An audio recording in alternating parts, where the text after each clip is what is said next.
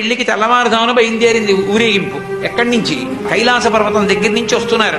గవాక్షంలో నిలబడింది మేనకాదేవి నారదుడితో కలిసి. ఒక్కొక్కళ్ళు వస్తున్నారు. అబ్బా వెలిగిపోతున్నాడు, ఆయనేనా మా అల్లుడంది. కాదమ్మా, సూర్యుడు దిక్పాలకుల్లో ఉన్నాడు. ఆ వెనక వస్తున్నాడు. ఎవరో బాబాయ్ నల్లగా ఉన్నాడు దున్నపోత మీద, ఆయన ఎవరా?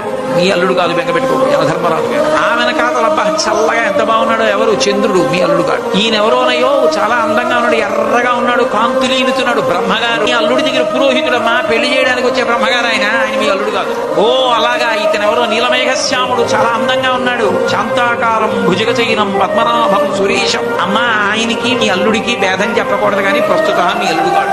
ఆయన వెళ్ళిపోయాడు. ప్రదోష వేళ అయిపోయింది. రాడు వెడుతూనే ఉంది ఊరేగింపు. వస్తున్నారు మగపెళ్లి వారు. అలా ఆఖరికి ఒక ఆయన వచ్చాడు. చుట్టూ భూత ప్రేత పిశాచాలున్నాయి, ప్రమదగణాలున్నాయి. మధ్యలో దిగంబరంగా తాండవం చేస్తూ వస్తున్నాడు. అడగలేదు మేనకాదేవి ఆయన మక్కుడు అని.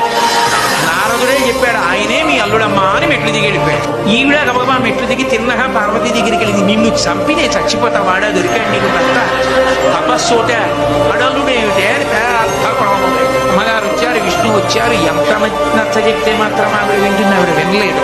ప్రపంచంలో తన కన్యాదానానికి తను త్రికరణ శుద్ధి లేకుండా చేసి తన పెళ్లి తానే పాటు చేసుకుని తలవంపులు తెచ్చుకుని అవమానాలు పడి పెళ్లి చేసుకుని లోకాలకి తపోభూములు నిలిపినటువంటి ఉదారుడు పరమశివుడు ఒక్కడే.